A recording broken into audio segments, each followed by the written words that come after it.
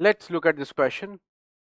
After the transformation of spermatids into sperm, their heads become embedded in a cell called X and are finally released from the Y by the process called Z.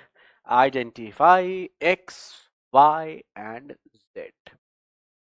तो कुछ नहीं है, question ही कह रहा है कि sperm बनते हैं, के बाद स्पर्म ना किसी स्ट्रक्चर के अंदर एम्बेड हो जाता है, उनका सर, स्पर्म का सर किसी स्ट्रक्चर के अंदर एम्बेड हो जाता है और उसके बाद वो वहां से निकलते हैं और कहीं जाते हैं और उसके बाद फिर आगे वो क्या कह रहा है, वो कह रहा है कि हेड एम्बेड हो जाता है और फाइनली रिलीज होते हैं कहीं से फ्रॉम, और प्रोसेस को हम कुछ जेड बोलते हैं। तो फिर इन द ब्लैंक्स है, एक्स वाई जेड की फॉर्म में आपको बताना है, तो मैं आपको प्रोसेस बता देता हूँ।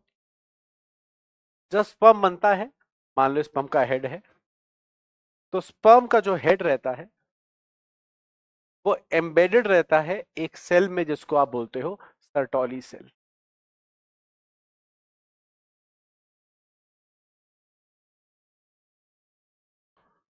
ठीक है, क्लियर है पॉइंट। तो स्पर्म बनने के बाद स्पर्म का हेड किसके अंदर रहता है, सर्टोली सेल के अंदर।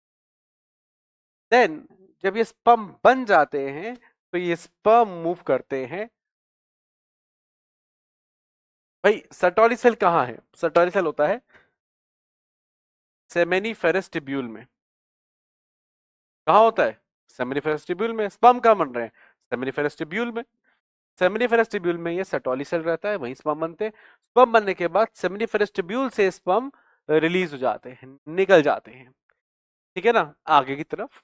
ठीक है, और तो कहां से निकल गए, सेमिनिफेरस ट्यूब्यूल से निकल गए, निकल गए, रिलीज हो गए स्पर्म। ठीक है, रिलीज कहां से हुए, रिलीज फ्रॉम सेमिनिफेरस ट्यूब्यूल हो गए। ठीक है, कौन, स्पर्म मान लीजिए,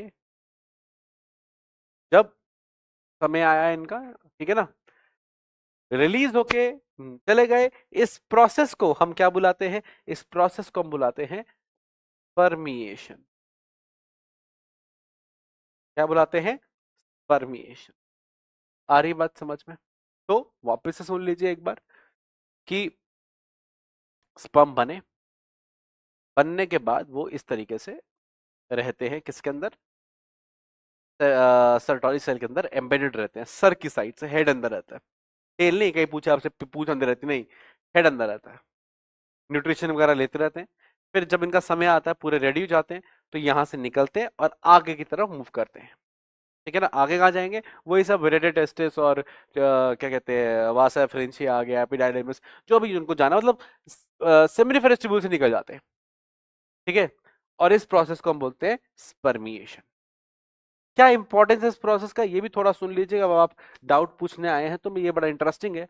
क्या होता है ना कि आप ये समझो कि मेरी एक खिलौने बनाने की फैक्ट्री है, ठीक है ना, और मैंने खिलौने बनाए 100।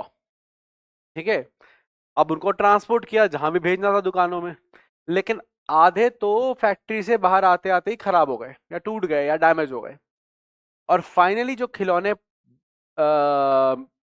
जाने के लिए मेरे पास बचे वो 50 थे। तो अगर मैं अपनी प्रोडक्टिविटी की बात करूं, मेरे फैक्ट्री की प्रोडक्टिविटी की बात करूं, मेरी प्रोडक्टिविटी नहीं, फैक्ट्री की प्रोडक्टिविटी, अगर मैं फैक्ट्री की प्रोडक्टिविटी की बात करूं, तो फैक्ट्री को बनाए तो 100 लेकिन काम तो 50 ही आ रहे हैं ना, तो 50 तो बेकार हो रहे, तो मेन प्रोडक्टिविटी कितनी रही, 50। तो उस तरीके से ही बेटा कि स्पर्म बनते तो बहुत सारे हैं, लेकिन सारे स्पर्म जाके एपिडाइडमिस में स्टोर नहीं होते, सारे स्पर्म्स सेमिनिफेरस ट्यूब्यूल से नहीं निकलते। कुछ ही स्पर्म्स जो अच्छे होते हैं, बढ़िया होते हैं, वही अल्टीमेटली जाते हैं एपिडाइडमिस में, या वही निकलते हैं सेमिनिफेरस ट्यूब्यूल से एपिडाइडमिस की तरफ जाने को निकलते हैं।